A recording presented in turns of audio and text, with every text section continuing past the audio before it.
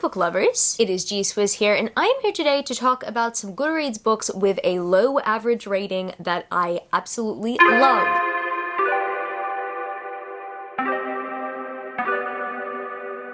Took me a while to get with the stubborn hair out of my face. If you didn't know, this is a 7 on Sunday topic, and I am the host of 7 on Sunday. I will link the Goodreads page down in the description where you can check it out and you can participate in a topic in the future, or you can suggest a topic. And this week's topic I've wanted to do for a few months now. However, I decided that this month was going to be the month I was going to allocate the Goodreads topics to. I also plan to follow this topic up with books that have high average ratings on Goodreads that I didn't necessarily love. This is essentially how I'm able to deem a book pretty much underrated. I understand that not everybody has the same reading preferences as myself or as other people. Sometimes there are just books that are like super overrated that are just being praised non-stop, and a lot of the time those overrated books overshadow the ones that are actually underrated, and unfortunately in some cases that means that not everyone is going to discover a book with a low rating, but it might just be one of their favorite books ever. Some of the books that I've got to mention today are some of my favorite books ever. I'm sitting down because I'm going to be looking at my laptop frequently, talking about the average rating I've seen on Goodreads as I'm filming this video. By the time this video goes up, the Goodreads rating may have changed. However, I doubt that it would have dramatically shifted considering that these books have been out for quite some time, and usually a rating dramatically shifts when a bunch of readers are updating their Goodreads at once. I'm going to start off with the books that are like rated the complete lowest, and I'm going to move up from there. I'd say that a low rating would be under a 3.7 or a 3.8. Every single one of the books that I've got to mention today are under around the 3.75 mark, because in usual cases that is an average Goodreads rating. With the titles I'm going to mention today, that is not at all their average rating. It's definitely below average. Anyway, enough introduction. Let's get into this video.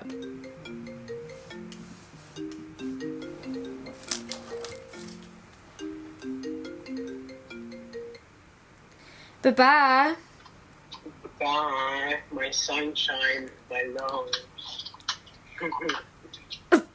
Babe, I'm in the middle of filming. Oh, I'm so sorry. That's okay. How far are you now? 22 minutes. Okay, I'll see you soon. Bye-bye. I love you. Bye. I love you too. Bye. I chose the right guy to marry. The first book that surprisingly ends up on this list is I Hate You More by Lucy Gilmore, which, ironically, thank God for that Camilo cameo because it's definitely put me in the mood to talk about this. Camilo bought this book for me. We were in the bookstore and I had already explored the Goodreads ratings. When I was in the bookstore, I was like scrolling through my phone and I typed in I Hate You More into my Goodreads app, and I was shocked to find out that it had an average rating of 3.28. However, Camilo noticed how much I was squealing as I was holding that book cover. And I was like, oh my goodness, this has got to be one of the cutest book covers ever, because it has 2 golden retrievers on there. They made the doggos so cute on this cover. I am so happy that I gave the book a chance and I ended up absolutely loving it. I really enjoyed the romance story. And yeah, I can totally see why it's not necessarily a 5 out of 5 star experience for some people. But for me, it was a 4 or 4.5. I think I gave it a 4.5. But you know, Goodreads doesn't do half stars, so there's that. I enjoyed the steam, I enjoyed the puppies, I enjoyed the plot. I was just in it for everything. I'm actually very surprised that it received a low rating. I can see why it did receive a low rating from some people, because not every romance novel is for everyone. However, it was definitely for me. Once again, I'm so thankful that Camilo purchased it for me. I was so tempted to be like, let's pass here because the Goodreads rating is low, but I'm really happy that I trusted my gut, and you know what? Camilo noticed that I was eyeing that cover. He's such a lovely man. The second book that I'm actually very much surprised has a low Goodreads average rating that I very much enjoyed, and I personally think that it was very well written, is Muse by Brittany Cavallaro. Being that I have read A Study in Charlotte, or the entirety of the Charlotte Holmes series by Brittany Cavallaro, I can totally see why the readership might have had high expectations for the story, but personally I ended up really loving the story. I was very much engaged in it from the get-go. I understand why a misogynistic society is kind of overdone. Essentially, the protagonist is having to break free of the society's expectations on her, and additionally having to break free from the hurdles and the toxicity that her family has enforced upon her. I can totally understand why it was not everyone's cup of tea. However, I very much resonated with the main character, and I wanted to see her succeed. You know what? If this book was longer, and maybe if it was even the entire story, I probably would have given it a 5 out of 5 stars. I have been desperately waiting for the sequel to Muse, which is Manifest, for like over a year and a half now, and I'm so happy that yes, it will be getting a sequel. However, it won't be until January of next year. So a little bit devastated there. I can definitely see why it is pretty common for people to give it a 3 out of 5 stars, considering that it's not really a complete story yet. However, 3.30 of an average rating, that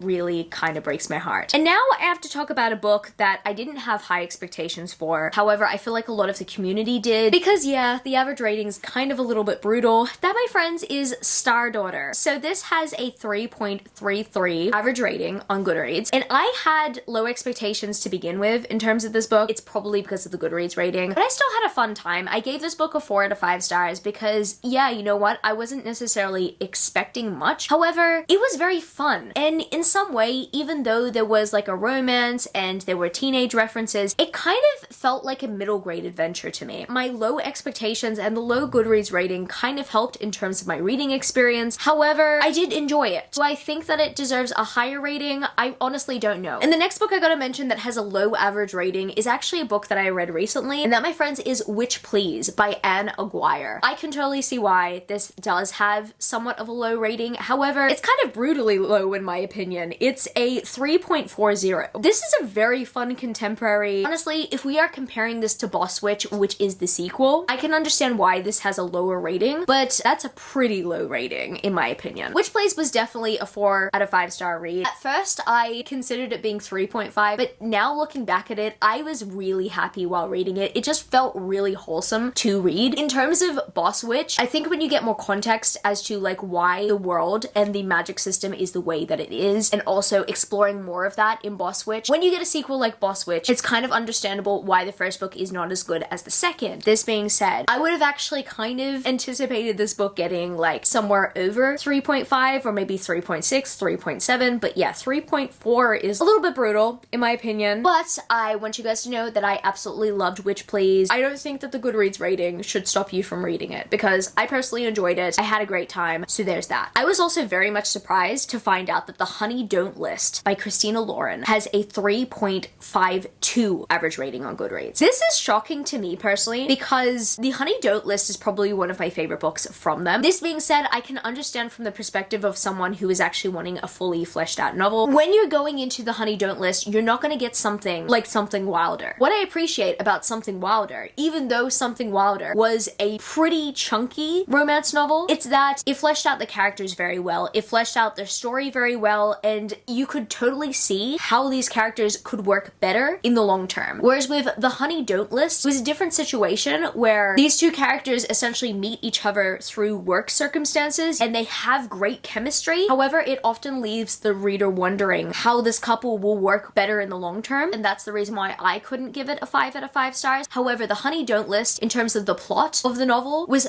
thoroughly entertaining. I can totally see why it is a 4 out of 5 star read to some people, but seeing some of the reviews, I'm actually quite shocked that not many people liked it. I found it to be fun and overall pretty much hilarious. In my opinion, it is one of Christina Lauren's more underrated novels. I mean, look, in my personal opinion, everything by Christina Lauren is underrated compared to The Unhoneymooners and Josh and Hazel's Guide to Not Dating, because those two novels did not come to the best conclusions. I'm just gonna say that. The next book I'm going to bring up with a low average rating that I'm quite shocked about is The X Hex by Erin Sterling. I can totally see why people are rating this like 3 stars or below because it's a short novel. However, I feel like the novel was very much perfectly paced. If it was even longer, I'd give it a 5 out of 5 stars. That's how much I enjoyed The X Hex. It's funny because as much as I would comp The X Hex to Witch Please and I would comp Witch Please to The X Hex, both of them are completely different. I don't know what it is with these magical magical contemporary romances that Goodreads users are just not necessarily liking that much. What I do know is that as much as I did love Witch Please, I very much adored the X Hex, and I can totally see why it does have a higher average rating and why it does have more hype. I feel like the story is a bit more fleshed out in there, and also I really do like the plot element of a second chance romance there. Witch Please doesn't necessarily have a second chance romance. It has a very similar concept in terms of the actual romance itself. However, the second chance romance is what makes the X Hex top tier. Absolutely adore the X Hex, and I'm very much surprised that it has a 3.55 rating. It definitely deserves higher, but I can totally see why. Once again, it's pretty subjective. One Goodreads average rating that still baffles me to this day. I'm most likely alone in this opinion because I haven't found anyone in my life who absolutely really loves this book as much as I do. I still can't get over the fact that The Princess Will Save You by Sarah Henning has a 3.56 average rating on Goodreads. And it has always had a low average rating on Goodreads. It's always been in the 3s. I've never seen it in the 4s, and that shocks me because I think that this is a very strong start to a series. Once again, I could totally see why, based on the length of the actual novel. It's actually a very small novel. Yeah, it's not even 350 pages. In terms of fantasy novels, that is pretty short. That is kind of the contemporary romance novel average. Actually, no, it's actually larger than average because usually contemporary-esque novels are somewhere between 300 and 350 if they are full length. I guess the length of the novel does play a part in it, or the fact that not many people like Amarande. In my personal opinion, Amarande is an acquired taste of a character that seriously I adore. Probably one of the best protagonists. I think I just love that she's so strong and secure in herself, but then there are moments where she realizes that she is weak and she acknowledges that she is weak, and I noticed that in the sequel, and I very much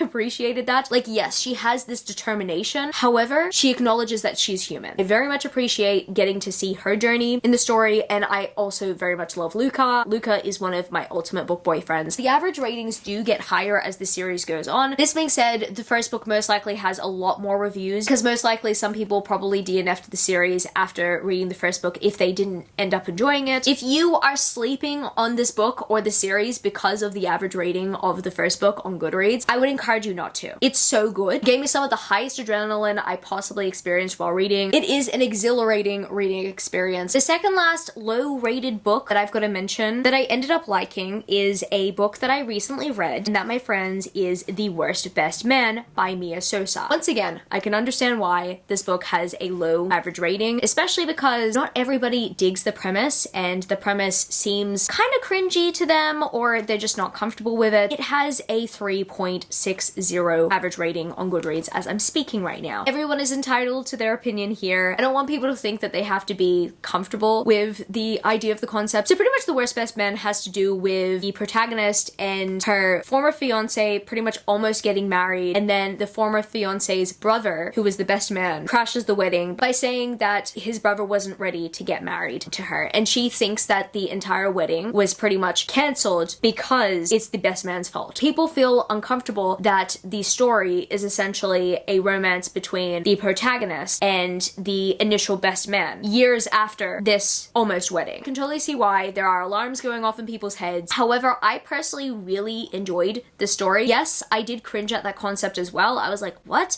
This is weird. How do you expect me to buy into this? I mean, the more and more you get to know the ex-fiance of the protagonist, you totally see why it could not work out. There was a jealousy factor in it in terms of like the best man actually liking the protagonist. However, it was never about the whole Mr. Steal Your Girl concept there. And I mean, I have read stories with that concept, like the Good Girl complex. I have to say that it's far from the cringiness of the Good Girl complex, so I can happily say that I feel comfortable with it. I gave this book a 4 out of 5 stars, really enjoyed The Worst Best Man. If I could do half stars on Goodreads, it'd be a 4.5 because I really enjoyed this novel. And I also very much enjoyed the commentary it had regarding siblings and regarding the idea of always coming second. And that's how I was able to resonate with the best man, or the worst best man rather. And the final book that I have to bring up that has a low average rating that I absolutely loved is actually one of my favorite books of all time. And that, my friends, is Chosen Ones by Veronica Roth. Yes, Veronica Roth is the author of the Divergent trilogy. Chosen Ones has probably got to be my favorite book from her that has nothing to do with Divergent, and it has an average rating of 3.62. In my honest opinion, it does not deserve this rating. It probably deserves something like higher than 4. This being said, mixed mixed media format doesn't necessarily gel well with everyone. Not everyone is able to connect with the characters the way that